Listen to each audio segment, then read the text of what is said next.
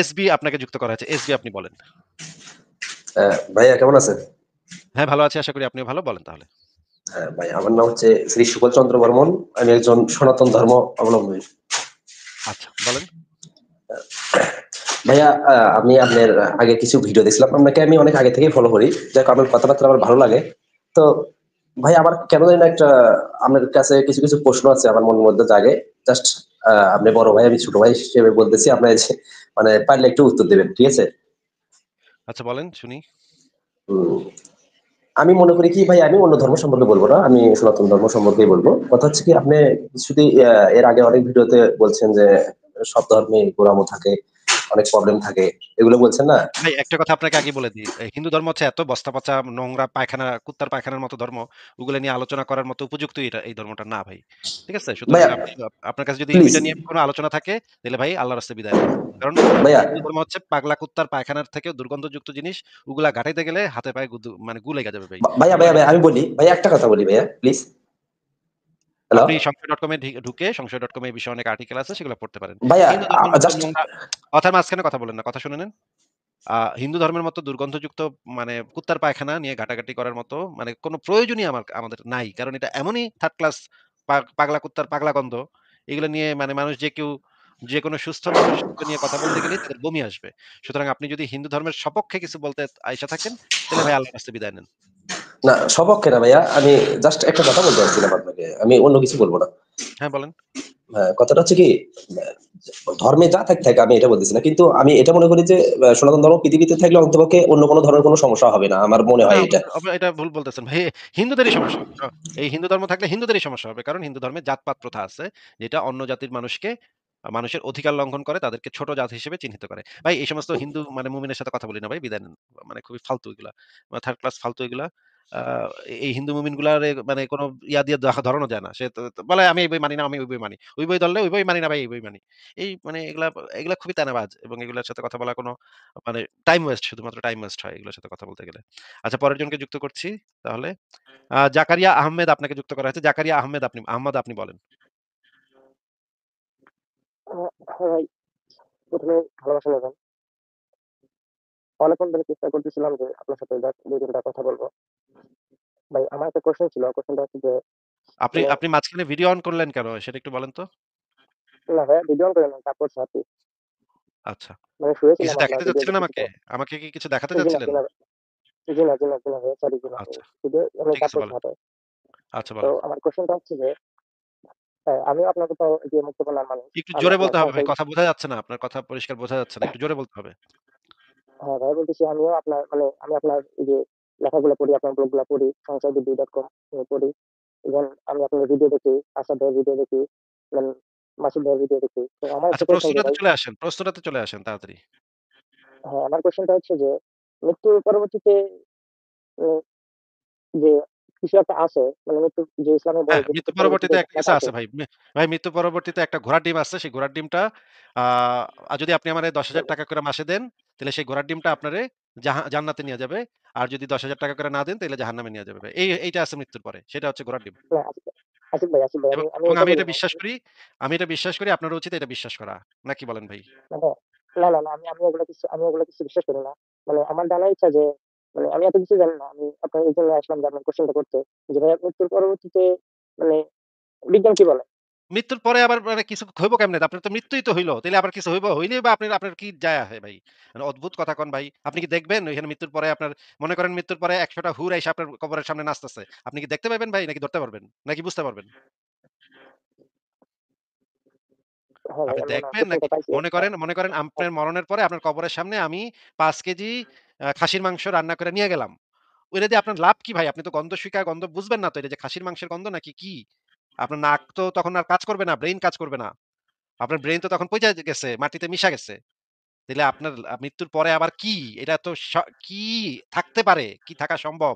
আপনার তো সব পইচা গইলা গেছে। ওই পোকামাকড় থাকতে পারে মৃত্যুর পরে ওই যে পোকামাকড়ের খাবার হইবো আপনার শরীর। এরপরে আর কি? আই আন্ডারস্ট্যান্ড ভাই, আমি আমার অ্যান্সার পাইছি। আপনার ধন্যবাদ মরার ভাই। পরে আপনার যখন মানে হৃৎপিণ্ড যখন ব্লাড সার্কুলেশন যখন বন্ধ করে দিবে, মগজের কোষগুলা পচন ঘটতে শুরু করবে। আপনার যে মেমোরি, আপনার যে স্মৃতি ছোটবেলা থেকে বড় হইছেন কিভাবে, সেই সমস্ত মেমোরি জমা থাকে আপনার ব্রেইনের ভিতরে। সেই ব্রেইনটা অকেজো হয়ে গেলে আপনার স্মৃতি শেষ, তার মানে আপনার চেতনা শেষ। আপনি আর তখন আর আপনি নাই। তখন আর আপনি বলে কিছু নাই। কোথাও আপনি বলে কিছু নাই। আপনার চেতনা আছে শুধুমাত্র একটাই কারণ, সেটা হচ্ছে আপনি আপনার ব্রেইনে রক্ত সঞ্চালন হচ্ছে ঠিকভাবে। এটা বন্ধ হয়ে গেলেই আপনার ব্রেইন নষ্ট হওয়া শুরু করবে। তখন আর কোনো চিন্তা করার মতো কোনো মানে আপনার কোনো ব্রেইনই থাকবে না। তাইলে আপনি বুঝবেন কেমনে যে কিছু হইছে নাকি হয় নাই নাকি কি মৃত্যুর পরে কি ঘটনা ঘটতেছে? ওকে। হুরাইতেছে নাকি অপসর আইতেছে আপনি বুঝবেন কেমনে ভাই? স্কোপ নাই তো। হ্যাঁ, আপনার তো হ্যাঁ, বডি আপনার ব্রেইন শেষ। পইচা গেছে। হ্যাঁ ভাই বুঝতে পারছি। মৃত্যুর পর মোহাম্মদ আল্লাহর সাথে নিয়ে এসে মানে প্রশ্ন করবে আরকি। বুঝতে পারছি। কি?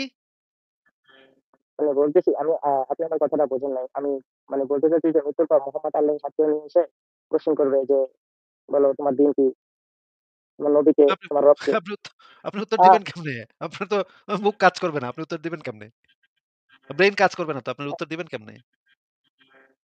আ আচ্ছা ভাই ধন্যবাদ। আমি অনেকটাই পাইছি। তবে আজকে যে ফারাজ ভাই নাই, অমিত ভাই নাই। মানে ফারাজ ভাইয়ের কথাগুলো আমার অনেক ভালো লাগে। ভাবছিলাম যে ফারাজ আচ্ছা। ভাই আসবে। ঠিক আছে। ফারাজ ভাই নিশ্চয়ই শুনে নিবে আপনার কথা।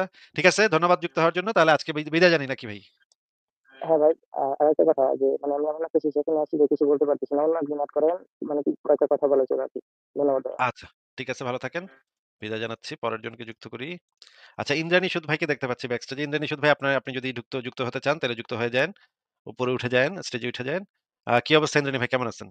জি, জি আসিফ ভাই ভালো আছি। অনেকদিন আপনার সাথে আসলে ফেস টু ফেস কথা হয় না। সরি ফেস টু ফেস বলতে মানে লাইভে কথা হয় না। এজন্য আরকি যুক্ত হলাম অনেকদিন পরে। লাইভ টু লাইভ কথা হয় না নাকি? জি, জি ভাই। আসিফ ভাই কেমন আছেন আপনি? এই তো ভাই ভালোই আছি কিন্তু খুবই ব্যস্ত থাকি। অফিসের কাজে খুবই ব্যস্ত থাকতে হয়। তারপরে আছি আরকি। জি ভাই আমিও আসলে অনেকদিন ব্যস্ত ছিলাম। আর এর মধ্যে আমি ছিলাম। তো আসিফ ভাই গতকাল থেকেই মোটামুটি শুরু হয়ে গেছে। আজকেও চিন্তা করছিলাম ইয়া করব তো আপনি তো আজকে করতেছেন। তো কালকে থেকে রেগুলার আমাদের পেজ থেকে করা হবে। তো আমি আসলে তেমন ইয়া না আপনার টাইম কিল করব না। স্টেজও ফুল হয়েছে তো বেশিক্ষণ থাকবো না। এনিহাউ আমি একটা জিনিস চিন্তা করতেছিলাম আপনি যখন এই হুর নিয়ে কথা বলতেছিলেন তখন দেখা যাচ্ছে যে আচ্ছা আসিফ ভাই যে জান্নাতের যে হুরগুলো আছে তারা তো হচ্ছে আহ, ফিলিংস আলা রক্ত মাংসের মানুষই তো হবে মানে যারা একটু ওই রোবটের মতো তার হবে না তাই না আসিফ ভাই? রক্ত মাংসের হবে এরকম তো কোথাও বলা নাই। কারণ হচ্ছে তাদের স্কিন নাকি হবে এত যে আপনি হাড্ডি-গুড্ডি পর্যন্ত হাড্ডির মজ্জা পর্যন্ত দেখতে পাবেন। তাহলে ভাই যদি হাড্ডি থাকে তাহলে তো ভাই মানে উপরে যেটা থাকে ওটা তো অনেকটা ফ্লেশের মানে সলিড মানুষের মাংসের মতো না হলেও কিন্তু এটলিস্ট তারা তো মানুষই মানে চেতনা আলা মানুষ কিছু না তো এটা হবে। এটা কোন সিনথেটিক কোন পদার্থ দিয়ে তৈরি করবে। মানে ট্রান্সপারেন্ট কোন একটা আ ধরেন এক ধরনের প্লাস্টিক হবে এগুলা। প্লাস্টিক। ওই যে এক ধরনের রোবট অলরেডি বানানো হইছে। সেগুলো এক ধরনের প্লাস্টিক দিয়ে বানানো হইছে। আ যেটার উপরের স্কিনটা খুবই নরম থাকে এবং সেটা জিনিসটা থাকে প্লাস্টিকের। ওইটা মানে মানুষের না। পলিমার জাতীয় কিছু একটা বা চাইনিজ রাবার হ্যাঁ, এই যে একজন লিখছে চাইনিজ রাবার ডল। এই টাইপেরই হবে আমার যেটা মনে হয় যে আপনি দেখবেন যে আপনি যদি আ আ মাঝে মাঝে এই যে এড চলে আসে মেইল বক্সে মাঝে মাঝে এড আসে দেখবেন হুম, যে হুম। এই যে চাইনিজ ডল বিক্রি হয়, হ্যাঁ? ওইগুলা দেখবেন যে মানে খুবই নরম Hyperrealistic। হ্যাঁ। ওই জিনিস ওই কাজের জন্য ডল বিক্রি হয়। ঠিক আছে? আমার কাছে মেইল-টেল আসে মাঝে মাঝে আমি মাঝে মাঝে কয়েকবার দেখছি তাদের এই ডলগুলা খুবই মানে মানে তুলতুলে নরম হয়। আমার মনে হয় সেইগুলা দিয়ে আল্লাহ বানাবে। তাহলে আ আ আচ্ছা ওদের কি চেতনা থাকবে? মানে ওরা কি কথাবার্তা বলবে? চেতনা থাকবে?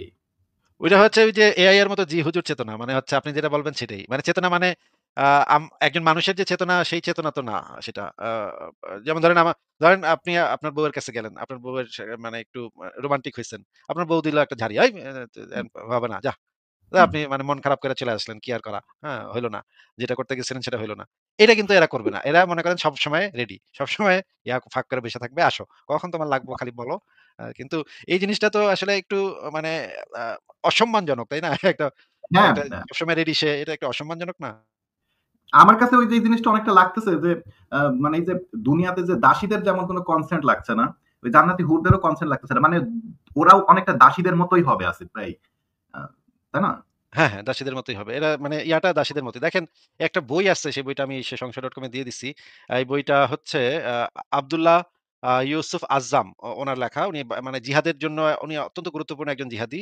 সারা পৃথিবীতে অত্যন্ত গুরুত্বপূর্ণ একজন জিহাদি হিসেবে পরিচিত। উনার একটা বই আছে কারা জান্নাতি কুমারীদের ভালোবাসে। দেখেন এখানে কি বর্ণনা আছে।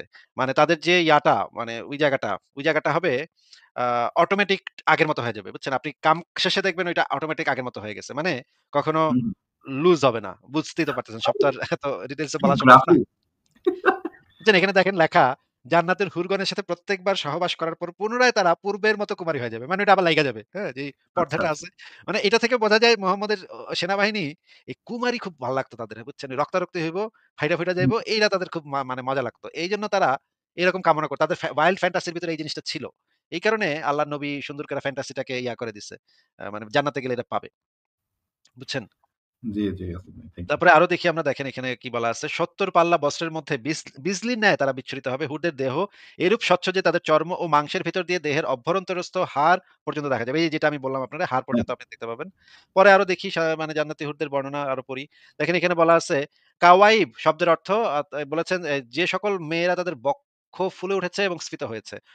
কিয়াব ওই সমস্ত মেয়েদের বক্ষ সদ্য উদিত হয়েছে। কাইব বলা হয়। ওগুলোর বহুবচন হচ্ছে কাওয়াইব। আ আল্লাহ সুবহানাহু ওয়া তাআলা ওই সকল নারীদের কাওয়াইব বলে আখ্যায়িত করেছেন বহুবচন। এই সকল মেয়েদের যাদের স্তনস্ফীত ও গোল হয়ে উঠেছে, নিচের দিকে ঝুলে পড়েনি এটাই নারীদের সর্বোত্তম গঠন। কেবলমাত্র যুবতীদেরই এমন গঠন হয়ে থাকে।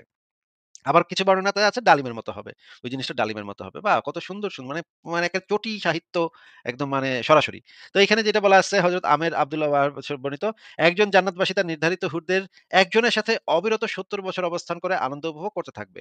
এ সময় সে অন্য কোন বস্তুর দিকে প্রতি দৃষ্টিপাত করবে না। মানে টানা খাটাখাট ৭০ বছর।